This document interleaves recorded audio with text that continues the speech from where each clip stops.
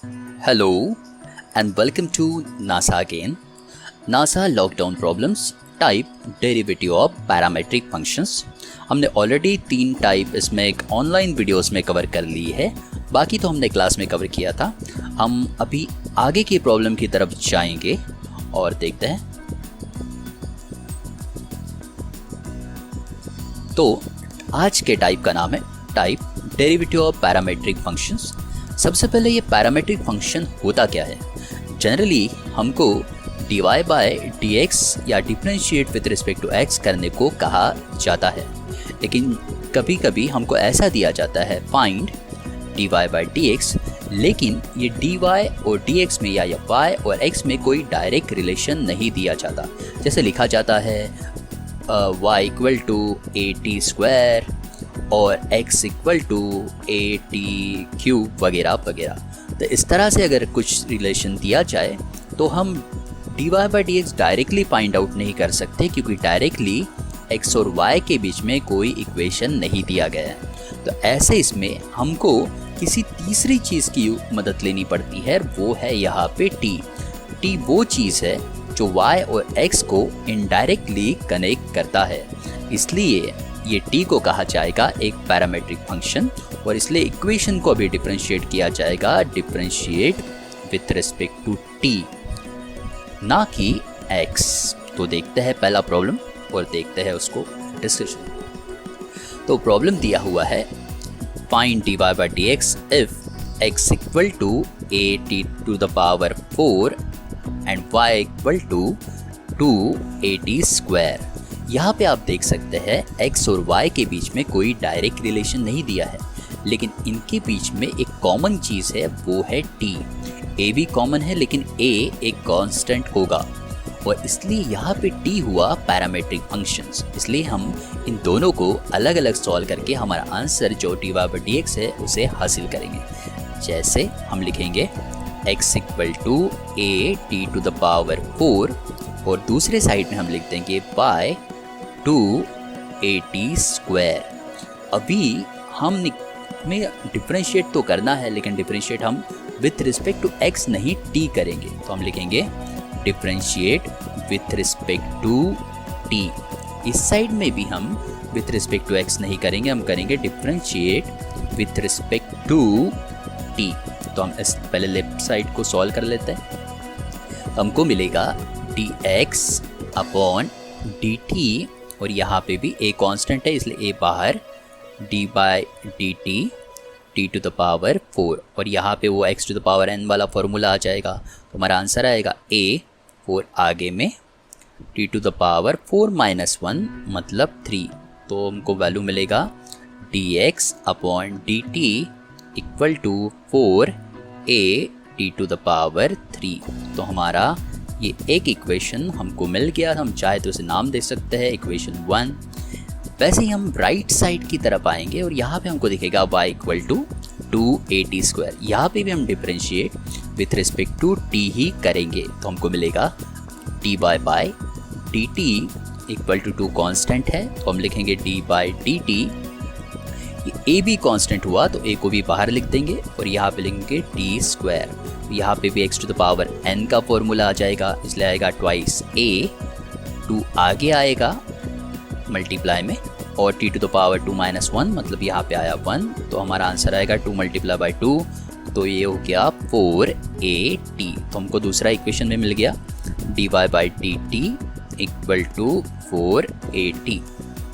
Second equation हमको बोला गया था कि फाइंड आउट करिए dy बाई dx, मतलब हमारा आंसर अभी तक सॉल्व नहीं हुआ है। हमको बोला है dy बाई dx निकालिए, इसलिए हम डिवाइड कर देंगे इक्वेशन 2 को इक्वेशन 1 से। तो हमारा आएगा dy by dt upon dx upon dt equal to, तो dy बाई dt का इक्वेशन है 4at divided by dx upon dt का इक्वेशन है 4at क्यूब। तो यहाँ पे लिख देंगे 4at क्यूब। तो यहाँ पे देखिए आप dt अपॉन dt कट रहा है, जिसके कारण हमको मिलता है dy बाई dx। और इस साइड में 4 कट रहा है, a भी कट जाएगा, दोनों में है, और t हम 3 में से माइनस कर देंगे तो हमारा हो जाएगा 1/t²। तो हमारा फाइनल आंसर हुआ dy/dx इक्वल टू 1/t²। आप चाहे तो dy/dx इक्वल टू t⁻⁻2 ऐसे भी इसको लिख सकते हैं। तो दोनों ही आंसर इसमें आप कैसे भी लिखें तो भी चलेगा। तो ये यहाँ पे हमने देखा कि हमें बोला गया था कि dy/dx को फाइंड आउट करिए, लेकिन प्रॉब्लम था कि x और y के बीच में डायरेक्ट रिलेशन नहीं दिया था, लेकिन इन्होंने एक इनडायरेक्ट रिलेशन दिया था t की मदद से, और जिसको हमने पैरामेट्रिक फंक्शन समझ लिया और इसलिए हमने डिफरेंशिएट किया विथ रिस्पेक्ट टू इस t से, पैरामेट्रिक फंक्शन t से।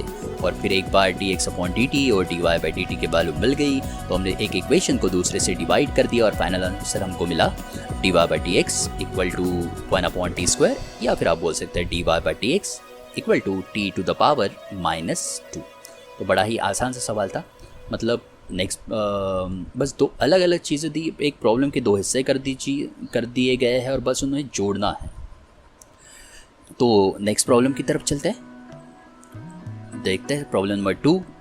फिर वही है, x equal to t minus √t दिया हुआ है, y का भी एक इक्वेशन दिया हुआ है t equal two plus √t, और यहाँ पे बोला गया है कि आप dy/dx को फाइंड आउट करिए। तो यहाँ पे भी हम दो साइड बना लेते हैं, एक साइड होगा लेफ्ट हैंड साइड, तो यहाँ पे लिखते हैं x equal to t minus √t, और एक राइट हैंड साइड बना लेते हैं और यहाँ पे लिखते हैं y equal to t plus √t। अभी हमें पता है कि हम differentiate with respect to t ही करना चाहिए, क्योंकि दोनों में कॉमन चीज़ तो t है, इसलिए डिफरेंशिएट उस पैरामेट्रिक फंक्शन से करेंगे। यहाँ पे भी हम differentiate with respect to t ही करेंगे, क्योंकि दोनों में कॉमन चीज़ t है, तो डिफरेंशिएट विद रिस्पेक्ट टू उस t पैरामेट्रिक फंक्शन से ही करना चाहिए। तो पहला साइड लेफ्ट हैंड साइड को सॉल्व करते हैं हम।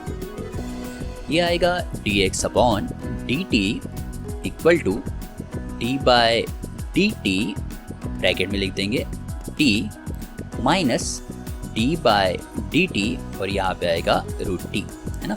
दोनों का अलग अलग सॉल्व करेंगे, तो d/dt/dt ये तो 1 हो गया, माइनस √t का डेरिवेटिव हुआ 1/2, वो √x वाला फॉर्मूला यहाँ पे आ जाएगा, तो आंसर आएगा 1/2 √x, तो यहाँ पे आएगा 1/2 √t। अब इसको क्रॉस मल्टीप्लाई कर दीजिए, क्योंकि आगे जाके आपको यहाँ पे दिख रहा है कि √2 इधर भी आने वाला है, तो ये आएगा क्रॉस मल्टीप्लाई, तो ये हो गया 2√t माइनस 1/2 √t। तो हमारा इक्वेशन मिला dx/dt equal to 2√t minus 1/2 √t। ये दूसरा इक्वेशन भी सॉल्व करते हैं। यहाँ पे लिखा हुआ है y equal to t plus √t, और इसको भी हम डिफरेंशिएट करेंगे विथ रिस्पेक्ट टू t से, तो हमको मिलेगा dy/dt। यहाँ पे भी dy/dt ऑफ पहले फंक्शन को t को हम डिफरेंशिएट करेंगे यहाँ पे प्लस साइन है तो प्लस d/dt, और ब्रैकेट में कौन सा है √t, तो यहाँ पे dt/dt इसका वैल्यू तो 1 आएगा, प्लस यहाँ पे भी फिर से वही 2√x वाला फॉर्मूला है 1/2 √x, तो यहाँ पे t होने के कारण आ जाएगा 1/2 √t। बाद में यहाँ पे क्रॉस मल्टीप्लिकेशन कर दीजिए, 2√t प्लस 1/2 √t, तो हमको वैल्यू मिल गया dy/dt equal to 2√t plus 1/2 √t। अभी देखिए हमारा प्रॉब्लम अभी भी पूरी तरह से सॉल्व नहीं हुआ है, क्योंकि हमारा सवाल तो था dy/dx को फाइंड आउट करना, और अभी तो हमने सिर्फ dx/dt और dy/dt को फाइंड आउट किया। तो फिर आपको पता है नेक्स्ट स्टेप क्या है, तो मन में सोचिए और बोलिए। नेक्स्ट स्टेप है इक्वेशन 2 को डिवाइड कर देना इक्वेशन 1 से।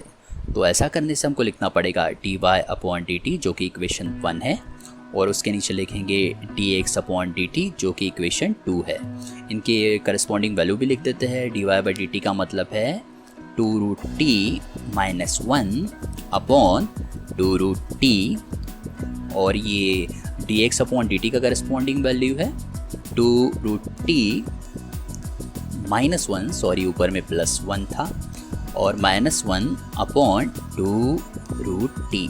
तो देखिए आप, ये नीचे वाला dt यहाँ पे भी कट रहा है, तो यहाँ पे तो आएगा डायरेक्ट dy/dx, और इस साइड में देखिए कुछ और कट रहा है, तो ये आप देख सकते हैं 2 रूट टी कट गया, 2 रूट टी कट गया, तो हमारा आंसर आया 2 root t plus 1 upon 2 root t minus 1। तो बड़ा ही सिंपल तरीके से प्रॉब्लम सॉल्व हो गया।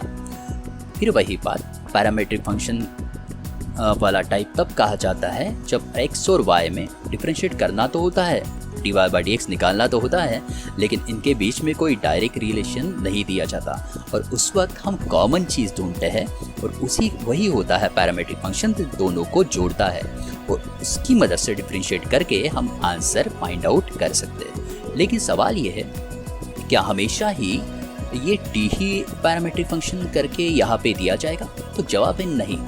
ज़रूरी नहीं है कि हर बार वो टी ही यहाँ पे पैरामीट्रिक फंक्शन करके दे। इसके अलावा भी बाकी अल्फ़ाबेट्स को या किसी और साइन को वो पैरामीट्रिक फंक्शन करके यूज़ कर सकते हैं। लेकिन 12 का सिलेबस लिमिटेड है, इसलिए कुछ खास चीज़ों को ही यहाँ पे पैरामीट्रिक फंक्शन करके यूज़ किया जाता है। तो देखते हैं नेक्स्ट टाइप की तरफ। आप देखिए, ये भी पैरामीट्रिक फंक्शन वाला ही टाइप है, लेकिन यहाँ पे 2 इक्वेशन दिए हैं, x equal to a theta plus sine theta, और दूसरा दिया है y equal to a 1 minus cos theta. आप देख सकते हैं यहाँ पे तो t नहीं दिया है, ना ही x और y में कोई डायरेक्ट रिलेशन है, तो यहाँ पे तो हमें ढूंढना होगा वो पैरामीट्रिक फंक्शन जिसकी मदद से हम ये जो फाइंड dy बाई dx का वैल्यू निकाल सके। आप देख सकते हैं दोनों में कॉमन चीज़ है ये थीटा, और a तो कांस्टेंट होता है, इसलिए थीटा हुआ पैरामीट्रिक फंक्शन, इसलिए हम यहाँ पे भी लेफ्ट हैंड साइड और राइट हैंड साइड बना देते हैं अपनी सुविधा के लिए, और यहाँ पे लिखेंगे x equal to a theta plus sine theta, और एक लाइन खींच देते हैं, और यहाँ पे लिखते y equal to a 1 minus cos theta. आगे अभी हमें डिफरेंशिएट करना है, तो हम यहाँ पे करेंगे डिफरेंशिएट विथ रिस्पेक्ट टू, आप समझ चुके होंगे differentiate with respect to theta करना पड़ेगा, क्योंकि यहाँ पे पैरामीट्रिक फंक्शन तो थीटा है, और यहाँ पे भी differentiate with respect to theta ही करना पड़ेगा, क्योंकि कॉमन है, होना चाहिए। तो यहाँ पे हमारा आंसर आएगा dx upon d theta, a constant है तो हम लिखेंगे d by d theta, bracket में लिखेंगे थीटा प्लस साइन थीटा, फिर लिखेंगे a कांस्टेंट, तो पहले इसका डेरिवेटिव निकालते हैं d थीटा और d थीटा, तो हम ये आएगा d theta upon d theta plus d by d theta of sine theta. तो इसका तो आंसर 1 आया, तो d theta upon d theta 1, तो ये हो गया 1 plus derivative of sine theta क्या हुआ, तो कॉस थीटा है, तो ये सीधा हमारा आंसर मिल गया dx upon d theta equal to a 1 plus cos theta. तो ये हो गया हमारा इक्वेशन नंबर 1। अभी दूसरा इक्वेशन देखते हैं जो राइट हैंड साइड में दिया हुआ है, y equal to a 1 minus cos theta. तो इसको differentiate with respect to theta करेंगे, तो ये आएगा dy अपॉन डी थीटा, यहाँ पे भी a कांस्टेंट है, तो हम लिखेंगे dy डी थीटा, ब्रैकेट में लिखेंगे 1 माइनस कॉस थीटा, और a वैसे ही रहेगा, फिर यहाँ पे लिखेंगे बड़ा ब्रैकेट बना लेते हैं D by d theta of 1 minus D by d theta of cos theta. तो आप देख सकते हैं ये जो है 1 है कांस्टेंट है, और कांस्टेंट का डेरिवेटिव तो 0 ही आता है, तो यहाँ पे लिख देंगे 0 माइनस, ये माइनस साइन लिख दिया हमने यहाँ का, और अभी कॉस थीटा का डेरिवेटिव है माइनस साइन थीटा, तो आप देख सकते हैं ए वैसे ही रहेगा, 0 का कोई लिखने का मतलब नहीं है, और माइनस ऑफ माइनस तो प्लस हुआ, इसलिए ये हो गया प्लस साइन थीटा, इसलिए मल्टीप्लिकेशन ए के साथ करेंगे तो आएगा ए साइन थीटा। तो हमको दूसरा इक्वेशन भी मिल गया d y by d theta equal to a sine theta. तो ये हो गया हमारा इक्वेशन नंबर 2। चलो, तो क्या हमारा प्रॉब्लम सॉल्व हो गया? जवाब है नहीं, क्योंकि अभी भी हमको निकालना बाकी है d y by d x. तो हम क्या करेंगे, ऑब्वियसली वही करने वाले हैं, डिवाइड इक्वेशन 2 बाय इक्वेशन 1। तो ये हमारा आएगा d y by d theta, पहला सेकेंड इक्वेशन है, और पहला इक्वेशन था d x upon d theta. Corresponding equation लिख देते हैं dy बाई डी थीटा का, वो है a साइन थीटा, और करस्पॉन्डिंग इक्वेशन लिखते हैं dx अपॉन डी थीटा का, वो यहाँ पे दिया हुआ है, आप देख सकते हैं a 1 प्लस कॉस थीटा। अभी आप देख सकते हैं डी थीटा तो कट गया, और ये a भी कट गया, और यहाँ पे आंसर है dy upon dx equal to sine theta upon 1 plus cos theta.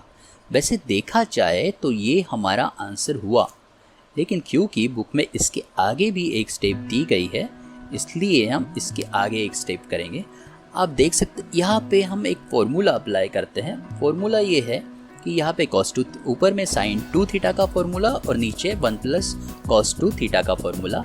तो हमको यहाँ पे मिलेगा dy by dx, sin 2 theta का मतलब आएगा 2 time sin theta into cos theta, और क्योंकि यहाँ पे सिर्फ थीटा है तो हम इसको लिखेंगे 2 time sin theta by 2 into cos theta by 2, और नीचे में 1 प्लस cos 2 थीटा वाला फॉर्मूला है, तो उसका आंसर आएगा 2 cos स्क्वायर थीटा। लेकिन यहाँ पे तो सिर्फ थीटा दिया हुआ है, यहाँ पे भी डिवाइड बाई 2 करना पड़ेगा, तो आंसर आएगा 2 cos स्क्वायर थीटा बाय 2। तो आप देख सकते हैं ये 2 कट जाएगा, इस स्क्वायर के साथ ये cos थीटा बाई 2 को मैं काट देता हूँ, तो हमारा फाइनल आंसर आएगा d by d x equal to sine theta by 2 upon cos theta by 2, जिसका मतलब होता है, आगे में थोड़ा मैं यहाँ पे लाइन खींच देता हूँ और फाइनल आंसर लिखता हूँ dy by dx equal to sine theta upon cos theta equal to tan theta. तो हमारा फाइनल आंसर है टैन थीटा बाय 2। हालांकि इस चीज़ की खास ज़रूरत थी नहीं, लेकिन ऑफिशियल आंसर से मैच होने के लिए ये करना ज़रूरी हो गया। तो हमारा फाइनल आंसर हुआ dy by dx equal to tan theta by 2।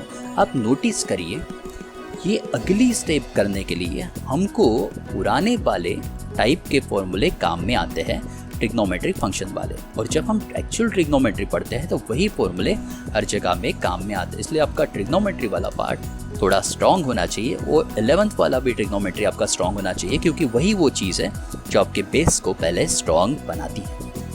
तो यहाँ पे हमने तीन प्रॉब्लम देखे, डेरिवेटिव ऑफ पैरामीट्रिक फंक्शन वाले।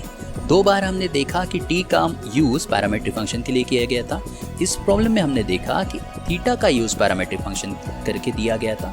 मतलब चीज़ आसान है, जब आपको फाइंड dy बाई dx लिखा हो और 2 कनेक्शन डायरेक्ट नहीं मिल रहे हो तो आंसर तो आएगा ही, क्योंकि फॉर्मेट इसी प्रकार का होता है। तो इनडायरेक्ट कनेक्शन को हमको यूज़ करना पड़ेगा, और वही होगा वो पैरामीट्रिक फंक्शन। लेकिन आपको कुछ चीज़ें पता होनी चाहिए, a और b जैसी चीज़ें जनरली कांस्टेंट करके यूज़ की जाती है। आपको कन्वेंशन याद होने चाहिए, हालांकि वो बड़ी मुश्किल बात नहीं, आपको याद रहता ही है। तो यहाँ पे हम रुकते हैं। आप इस प्रॉब्लम को खुद होके सॉल्व करिए, एक प्रॉब्लम सॉल्व करिए, फिर ब्रेक दीजिए, आप खुद सॉल्व करके देखिए, फिर अगले प्रॉब्लम को देखिए, फिर ब्रेक दीजिए, आप खुद सॉल्व करके देखिए, और फिर आप तीसरे प्रॉब्लम की तरफ जाइए। पूरा वीडियो देख के आप प्रॉब्लम सॉल्व करने की कोशिश ना करें। आप एक प्रॉब्लम देखें, फिर खुद सॉल्व करें, और फिर अगले प्रॉब्लम की तरफ जाए, क्योंकि ये मूवी नहीं है। आपको मूवी सुननी या देखनी पड़ती है, प्रॉब्लम आपको खुद सॉल्व करना है। इसलिए असाइनमेंट आपके ग्रुप पे आ जाएगा, आप उस असाइनमेंट को कंप्लीट करिए, और कोई प्रॉब्लम हो या इशू हो तो मुझे कांटेक्ट करिए। चलो मिलते हैं, goodbye, see you again.